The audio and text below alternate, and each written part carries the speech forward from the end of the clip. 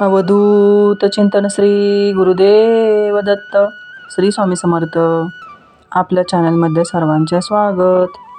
वैभव लक्ष्मी व्रत केल्याने घरात सुख समृद्धी, धनधान्य आणि कौटुंबिक आनंद वाढतो. अनेक जण ज्या महिन्याची आतुरतेने वाट पाहत आहेत, असा श्रावण महिना यंदा 13 ऑगस्टपासून सुरू होतोय. श्रावण महिना व्रतवैकल्यांचा आणि भक्तीचा महिना आहे. या महिन्यात भगवान शिव, माता पार्वती, भगवान विष्णू, श्रीकृष्ण, गणपती आणि देवी लक्ष्मी यांची उपासना केली जाते. श्रावणात केलेले जप, तप, दान, उपवास आणि पूजन यांना विशेष पुण्य प्राप्त होते. आपण अनेकदा पाहतो, या श्रावण महिन्यात अनेक महिला विविध व्रतवैकल्ये करतात. त्यापैकीच एक म्हणजे वैभव लक्ष्मी व्रत. श्रावण शुक्रवारी हे व्रत केले जाते. श्रावणात हे व्रत करण्याचे महत्त्व आहे. या व्रताचे नियम, धार्मिक महत्त्व, पूजा पद्धत जाणून घेऊया. त्यासाठी व्हिडिओ शेवटपर्यंत नक्की पहा. श्रावण महिन्यात श्रद्धा, संयम आणि भावभक्तीने केलेले व्रतवैकल्ये मनशांती, आध्यात्मिक उन्नती आणि पुण्यप्राप्तीचे साधन आहे. म्हणूनच या श्रावण महिन्यात वैभव लक्ष्मीचे व्रत, मंगळागौर व्रत, श्रावणी सोमवारचे व्रत, एकादशीचे व्रत, नागपंचमीचे व्रत अशा अनेक धार्मिक परंपरा भक्तिभावाने पाळल्या जातात. श्रावण महिना हा भगवान शिव, माता पार्वती आणि देवी लक्ष्मीच्या उपासनेसाठी अत्यंत पवित्र आहे. त्यामुळे अनेक महिला श्रावण महिन्यात वैभव लक्ष्मी व्रत करतात. वैभव लक्ष्मी व्रत हे देवी महालक्ष्मीच्या उपासनेसाठी केले जाणारे लोकप्रिय व्रत आहे.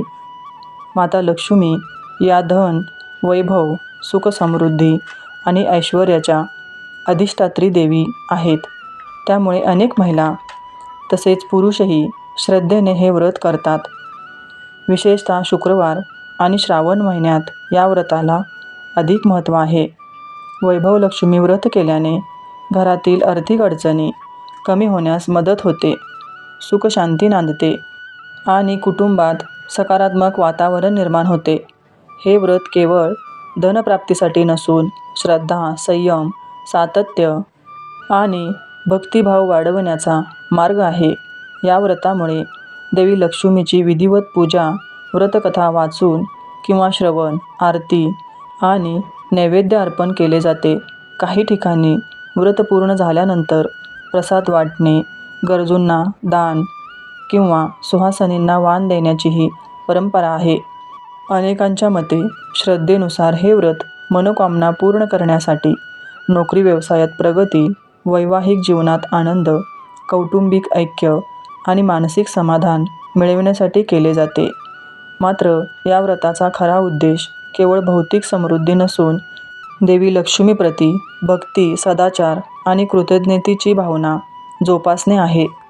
वैभव लक्ष्मीचे हे व्रत शुक्रवारीच का करतात? वैभव लक्ष्मी व्रत प्रामुख्याने शुक्रवारी केले जाते.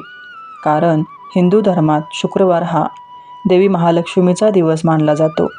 काही जण सलग 7, 11 किंवा 21 शुक्रवार हे व्रत करतात.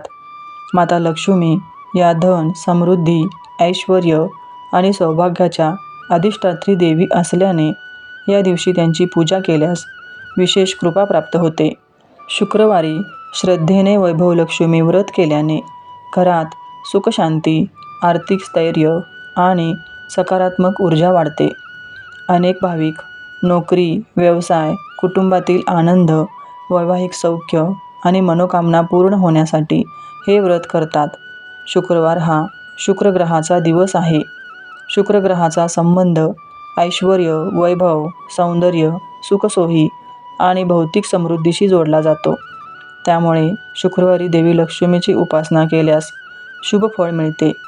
वैभव लक्ष्मी व्रतामध्ये देवी लक्ष्मीची पूजा, व्रतकथा, आरती, नैवेद्य आणि शक्य असल्यास दान करण्याची परंपरा आहे. श्री वैभव लक्ष्मी व्रतासंबंधीचे कोणते नियम आहेत? पुरुषांनी हे व्रत केले तर? हे व्रत करणाऱ्याने लक्ष्मी मातेवर पूर्ण श्रद्धा ठेवून व्रतास सुरुवात करावी. सौभाग्यवती स्त्रिया किंवा कुमारिका हे व्रत करू शकतात.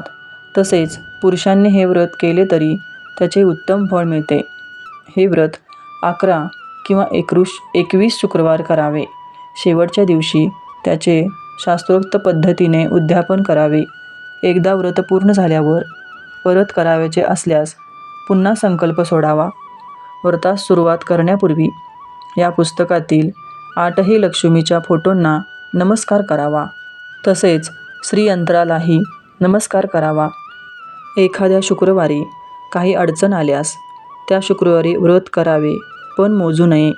त्याच्या पुढच्या शुक्रवारी परत व्रत करावे. व्रताच्या दिवशी जास्तीत जास्त जय लक्ष्मी माता असा जप करावा.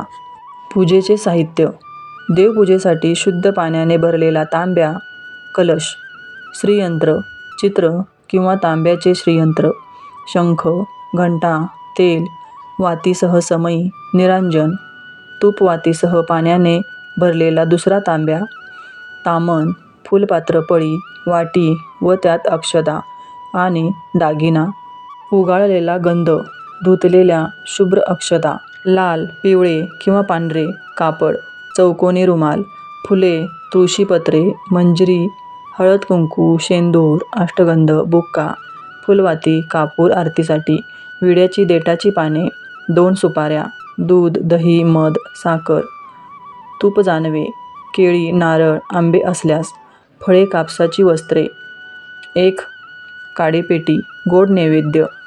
श्री वैभव लक्ष्मी व्रताच्या पूजेची मांडणी कशी करावी? आपले तोंड पूर्वेकडे करून पाठ किंवा चौरंग मांडावा. आपल्याला बसण्यासाठी आसन अंथरावे. पाठ पुसून त्यावर थोड्या तांदळाच्या राशीचे वर्तुळ काढावे. मध्ये किंचित खोलगट करून त्यावर हळदीकुंकवाने स्वस्तिक काढावे. अष्टदिशांना हळदीकुंकवाच्या उभ्या रेषा माराव्यात. जलपूर्ण कलश त्यावर ठेवावा. त्यात नाणे व सुपारी ठेवावी.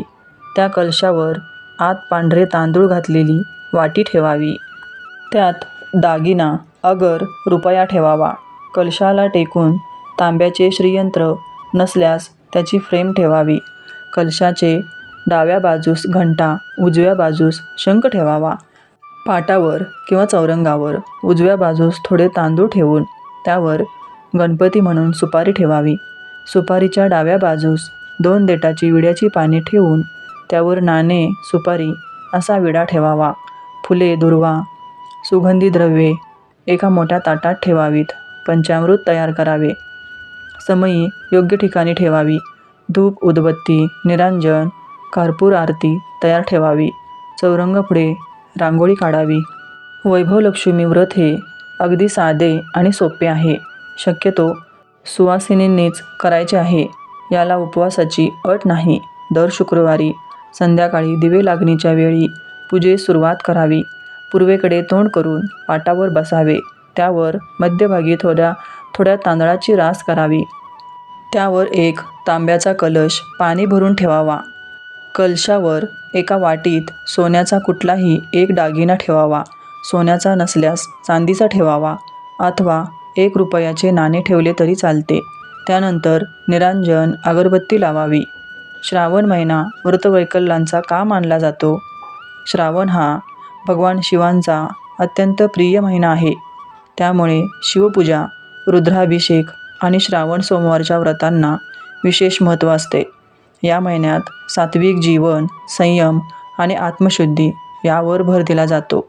अनेक जण सोमवार, मंगळवार, शुक्रवार, शनिवार तसेच एकादशी, नागपंचमी, पुत्रदा एकादशी, रक्षाबंधन, नारळी पौर्णिमा अशा तिथींना व्रत पाळतात.